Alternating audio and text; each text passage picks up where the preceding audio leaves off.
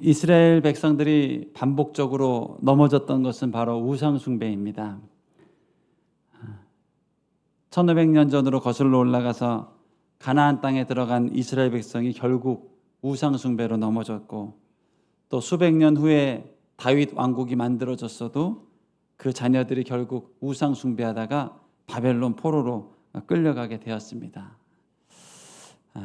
그런데 이 대한민국은 참 감사한 것이, 구한말 일제 강점기에 복음이 이 땅에 들어왔을 때 우리 믿음의 선배들이, 그리스도인들이 철저하게 우상 숭배를 거부하였습니다. 죽음을 불사하고 이 신사참배를 거부하며 우상 숭배를 거부하였습니다.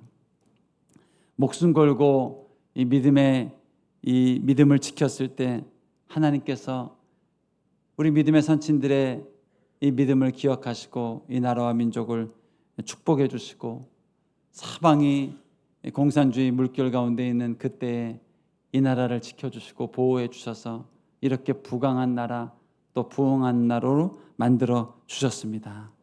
결국 우리 한국 교회의 승리는 우상 숭배를 거부한 이 믿음, 이 신앙에 뿌리를 두고 있다고 해도 과언이 아닙니다. 우리 인생의 평생, 또 우리 자녀들이 허탄한 신화나 우상을 숭배하는 일이 없도록 철저하게 우리 여호와 하나님만을 경외하는 저와 여러분 될 수 있기를 축복합니다. 그러고 볼 때 이 가까운 지척에 있는 북한 땅의 현실은 참 안타까운 현실입니다. 전 국민이 김일성 3부자를 우상 숭배하고 있습니다. 이렇게 국가적으로 우상 숭배하는 나라는 21세기 이 유일무이한 나라가 북한이 아닌가 싶습니다. 같은 공산주의 국가인 러시아도, 중국도 이렇게 한 사람을 신격화해서 우상 숭배하고 있지는 않습니다. 그러나 이 북한은 지독한 독재 국가로 벌써 3대째 이 김일성 3부자가 신격화가 되어서 그들의 옆에 절하고 그런 우상 숭배가 끊어지지 않고 있는 나라가 되었습니다. 우리 대한민국이 이 북한의 복음화를 위해서 기도해야 될 이유가 바로 여기 있습니다. 하나님, 저 땅에도 주님을 경외하는 믿음의 일꾼들이 일어나게 해주시고, 또 북녘 땅에도 십자가를 높이 세운 이 하나님의 교회들이 세워지게 하여 주시고, 이 김일성 3부자의 우상 숭배가 끊어지게 하여 주시옵소서. 이것이 우리가 기도해야 될 제목인 줄로 믿습니다. 오늘 본문에 나와 있는 이 고린도 지역도 마찬가지였습니다. 우상이 즐비한 곳이었습니다. 어딜 가나 신전이 있고 우상 제사가 즐비한 곳이었습니다. 제사만 즐비한 곳이 아니라 우상 문화가 판을 치는 곳이었습니다. 우상에 대한 이해, 또 우상 문화에 대한 수용이 없이는 이 땅에서 살아남기도 적응하기도 힘든 곳이 바로 이 고린도 지역이었습니다. 그러나 예수님을 마음에 새기고 십자가를 높이는 우리 그리스도인들의 행동은 어떠했는가? 이 고린도에 살면서도 우상 숭배를 철저하게 거부했습니다. 우상 문화와도 철저하게 거부했습니다.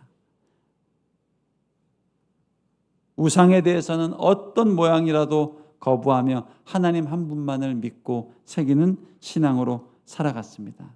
그리고 이렇게 살아간 고린도 교인들을 향한 하나님의 약속은 무엇일까요? 내가 너희를 반드시 축복해 주리라.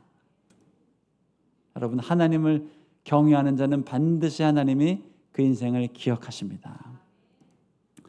심지어 이 고린도에는 우상 숭배를 안 할 뿐만 아니라 우상에게 바쳐진 음식마저 먹기를 거부하는 그리스도인들이 많았습니다. 당시의 고린도는 이 신전들이 워낙 많았기 때문에 그곳에서 많은 제사가 드려졌고, 그곳에 드려진 우상 제물을 이 신전의 이방 제사장들이 다 소화하기 어려울 만큼 많은 음식들이 있었습니다.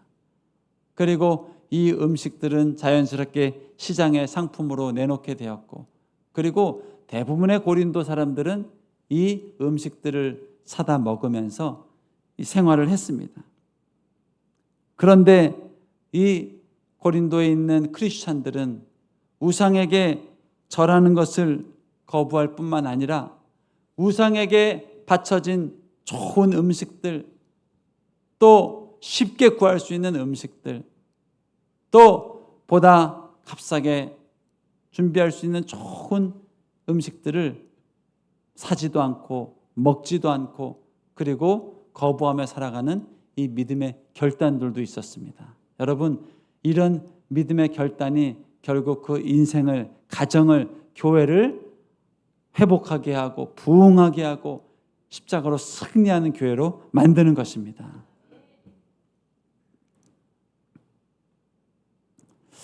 여러분, 오늘 복음에 대해서 한번 생각해 보기를 원합니다.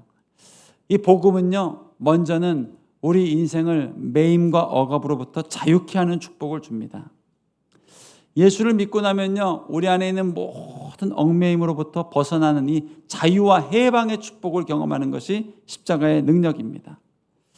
이전에 나를 매여 있던 생각들, 이전에 묶여 있던 마음들이 해방을 경험하듯 자유를 경험하게 됩니다. 예수님을 믿기 전에 율법과 계명이 전부였던 시절은 그거 안 지키면 혼나고, 그거 안 지키면 벌 받을 것 같고, 그거 안 지키면 천국 못 갈 것 같은 생각 때문에 늘 두려운 마음, 또 초조한 마음, 혹시라도 내 구원을 잃어버릴지 않을까, 사단이 내 구원을 뺏어가지 않을까 하는 두려운 마음을 가지고 살아가던 것이 이 하나님의 백성들이었습니다. 그러나 우리 하나님께서 아들 예수를, 내 죄를 해결하기 위해서, 내 모든 죄악을 다 씻어주기 위해서 십자가에 못 박혔다는 사실을 알고 듣고 깨닫게 된 뒤로부터는 우리 인생의 율법과 계명으로부터, 이 두려움으로부터 벗어나는 축복을 허락해 주신 것입니다. 할렐루야. 예수를 믿는 믿음을 통해서 이제는 더 이상 두려움과 초조함 가운데 살아가는 것이 아니라 자유함, 하나님이 나를 자녀 삼아 주셨다, 내 모든 죄악을 용서해 주셨다는 이 믿음과 확신을 가지고 살아가기 때문에요, 우리 안에는 기쁨이 샘솟고, 우리 안에는 항상 소망이 샘솟고, 그리고 우리를 억압하고 우리를 옥죄는 생각과 사상과 또 정죄로부터 날마다 벗어나서 노래할 수 있는 인생으로 우리를 축복해 주신 거예요. 이게 바로 예수 안에 있는 자유입니다. 자유. 그런데 이 하나님의 십자가 복음이 놀라운 것은 우리에게 주신 축복이 이 자유에만 그치는 것이 아니라 신앙이 깊어질수록 이제는 기쁨으로 내 자유를 스스로 제한하고 또 기꺼이 내 권리를 제한하는 축복으로까지 나아가게 됩니다. 이것이 복음이 주는, 성령이 주는 두 번째 축복입니다. 예수님을 믿고 이제 나는 무엇이든 할 수 있고, 무엇이든 먹을 수 있고, 무엇이든 자유할 수 있는 인생이 되었는데, 믿음이 깊어지고 우리 십자가의 주님을 더 깊이 만나며 성령 충만을 경험하다 보면은 이제는 다른 사람을 위해서 내 자유를 제한하고 또 다른 사람의 기쁨을 위하여서 내 권리를 제한하고 내게 주어진 이 자유를 제한하는 축복으로까지 나아가게 되는 것이 바로 하나님께서 우리에게 두 번째로 주시는 축복입니다. 여러분, 저와 여러분은 이 축복의 단계까지 나아갈 수 있는 인생이 될 수 있기를 축복합니다.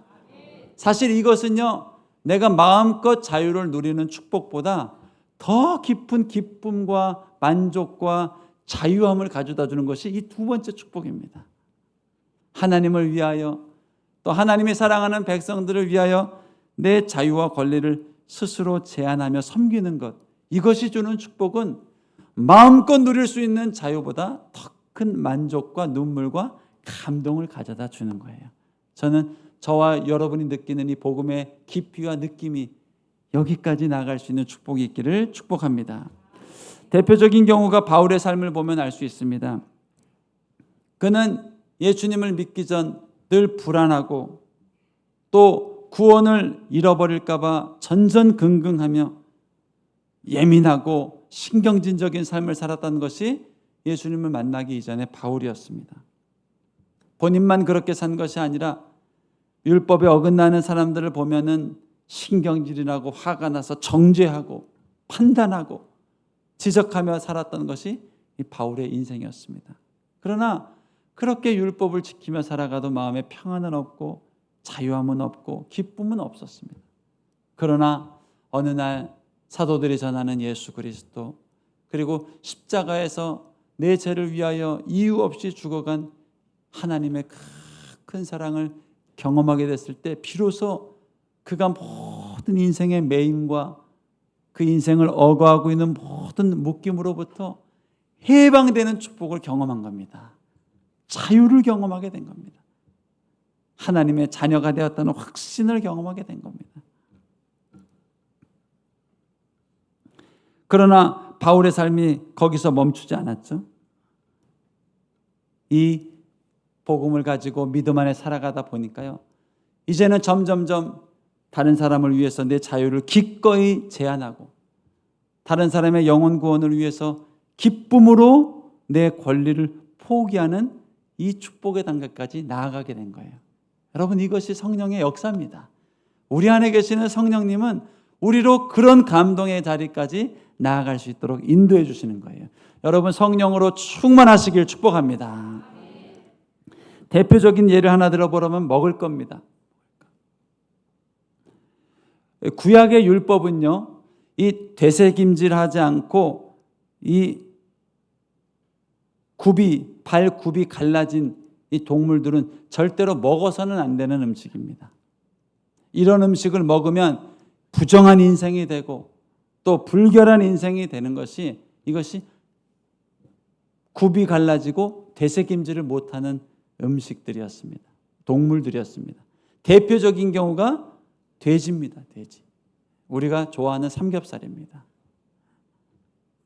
이 구약에서는 이 돼지고기를 먹거나 삼겹살을 먹으면 그것은 부정한 것이고 그것은 하나님이 기뻐하지 않는 행동이고 그거 먹으면 죄를 짓는 거라고 하나님께서 말씀을 주신 거예요.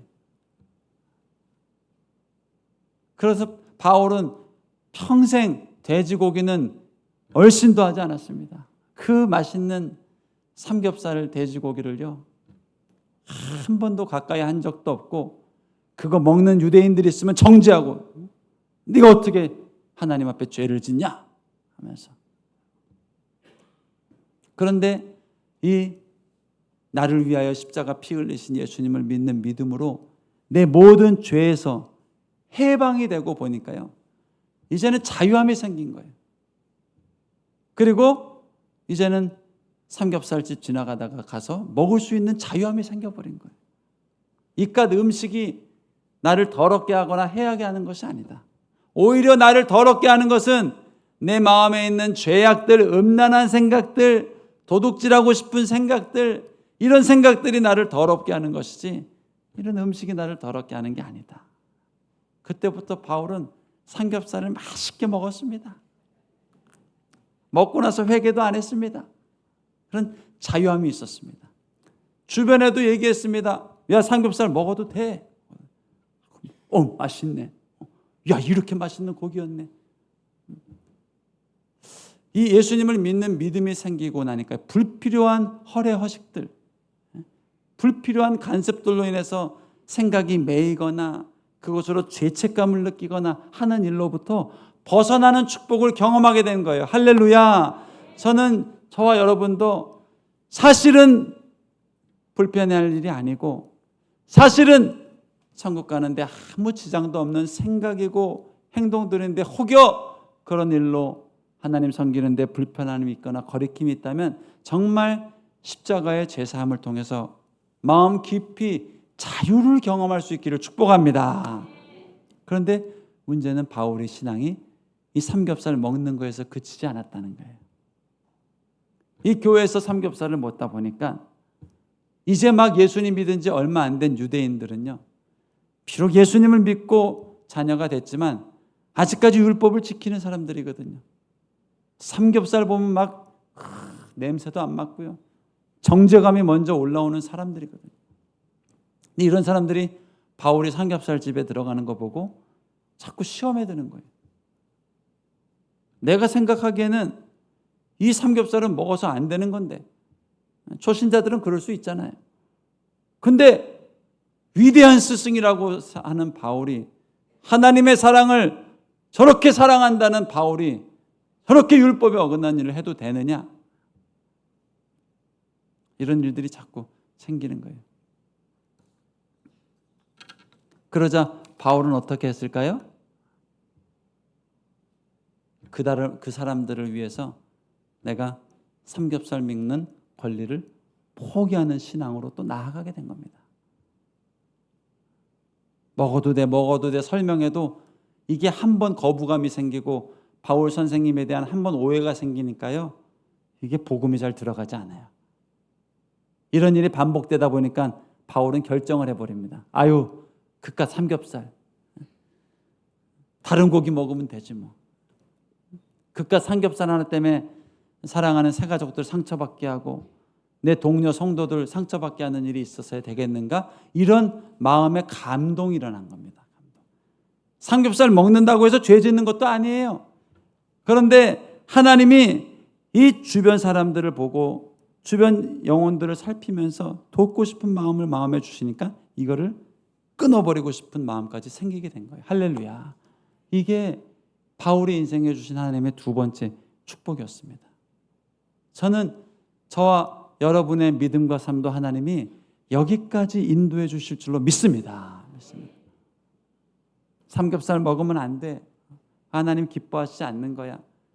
그래서 안 먹고 불편해하고 죄책감 느끼는 인생이었다면 이제는 예수의 십자가를 통해서 무엇을 먹든지 무엇을 마시든지 자유할 수 있는 인생이 됐습니다.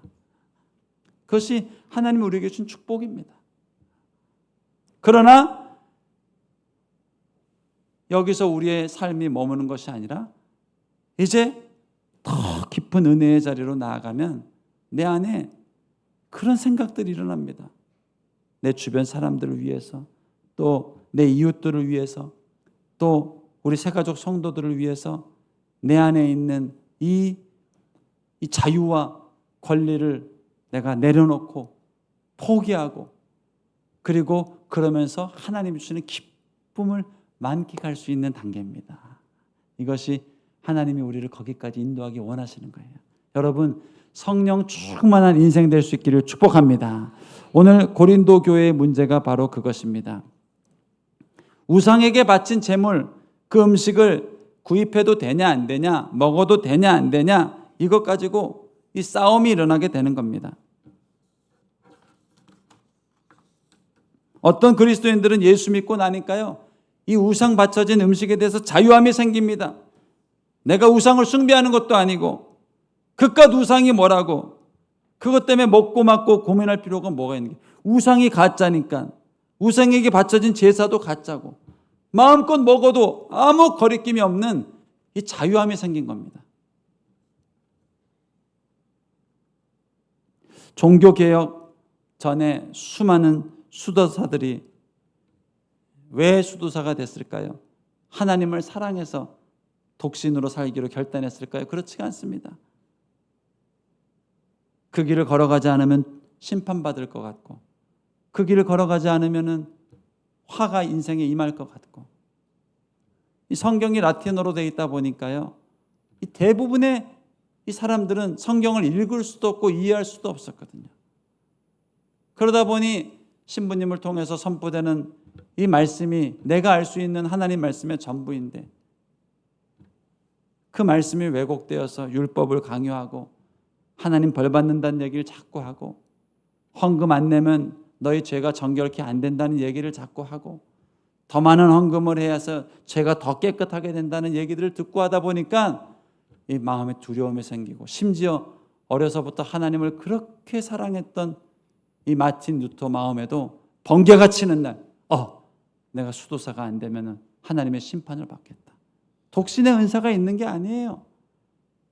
여자랑 사귀고 싶고 아름다운 가정을 꿈꾸고 싶은 마음이 있음에도, 결혼하면은 결혼 안 한 사람이 아무래도 죄를 더 덜 짓겠지, 이 두려움이 생겨서 그 길을 걸어갔단 말이에요. 이 매임입니다. 매임.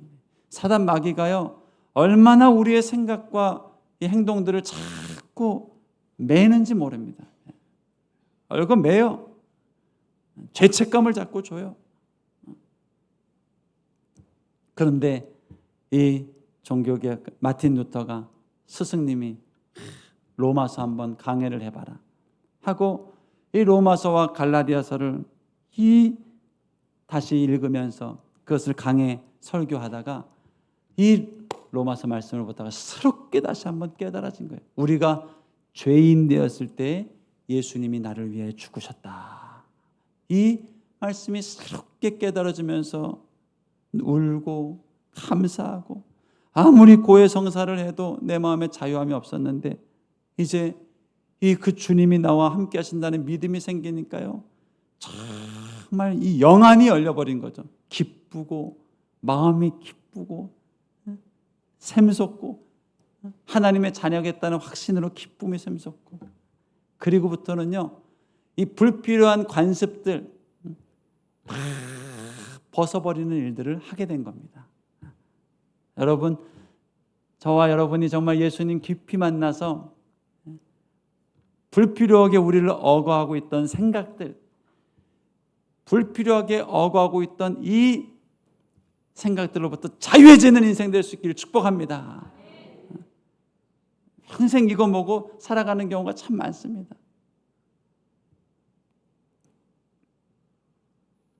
오늘 고린도 교인들 마음 가운데도 이 예수님 믿고 보니까요, 우상 바쳐진 재물 그거 먹어도 되고 안 먹어도 되고 자유함이 생긴 겁니다. 그런데 안타깝게도 이걸 보는 교회 초신자들이 점점 시험에 드는 거예요. 내 생각에는 아직 우상 제물을 먹으면 안 되는 걸로 알고 있는데 저 우상 숭배하는 거 아니야? 하는 생각들이 일어나면서 마음에 시험에 들고, 그런 교회 나갈 필요가 없다. 자꾸 분열이 일어나고. 그래서 바울은 이 고린도 교회에게 뭐라고 말합니까? 성숙한 신앙인이 되십시오. 내 자유를 만끽하는 걸 이제 넘어서서 주변 사람들을 헤아리고 배려할 수 있는 그런 믿음의 자리로 나가십시오 하고 독려하는 겁니다. 본문을 예로 들자면 우상에게 바쳐진 재물 자유롭게 먹었지만 이걸 먹고 자꾸 새 가족이 시험에 든다? 이걸 자꾸 먹어서는 안 된다고 얘기한다? 그러면 그 음식쯤이야 내가 먹을 권리를 내려놓을 수 있는 이런 마음의 여유와 넉넉함도 여러분에게 있기를 축복합니다 하고 바울이 지금 편지를 쓰고 있는 겁니다. 1절 고린도전서 8장 1절 말씀 한번 보실까요? 우상의 제물에 대하여는 우리가 다 지식이 있는 줄을 아나 지식은 교만하게 하며 사랑은 덕을 세우나니 만일 누구든지 무엇을 아는 줄로 생각하면 아직도 마땅히 알 것을 알지 못하는 것이다. 그러면서 바울 자신은 이 이타적인 신앙, 남을 배려하는 신앙, 내 자유마저도 제한하는 이 신앙의 삶을 살 것을 말하면서 이렇게 결단을 합니다. 11절, 12절, 13절 말씀입니다. 그러면 네 지식으로 그 믿음이 약한 자가 멸망하나니 그는 그리스도께서 위하여 죽으신 형제라. 이같이 너희가 형제에게 죄를 지어 그 약한 양심을 상하게 하는 것이 곧 그리스도에게 죄를 짓는 것이니라. 그러므로 만일 음식이 내 형제를 실족하게 한다면 나는 영원히 고기를 먹지 아니하여 내 형제를 실족하지 않게 하리라. 이것이 복음 안에 있는 성령 안에 있는 사랑이 주는 능력입니다. 여러분, 우리 인생에 하나님의 사랑으로 충만한 이 한 주가 될 수 있기를 축복합니다. 하나님의 사랑으로 내 마음이 충만하고 하나님의 은혜로 내 생각이 충만하고 하나님의 성령으로 우리 인생이 충만함을 경험할 때 지식을 넘어서서 회복의 자리로 또 판단을 넘어서서 용서와 화해의 자리로 나갈 수 있는 위대한 인생이 되는 겁니다. 저와 우리 모든 성도님들 그리고 우리 상주교회가 그러한 성숙한 교회, 성령 충만한 교회 될 수 있기를 주님의 이름으로 축복합니다. 우리 함께 기도하겠습니다.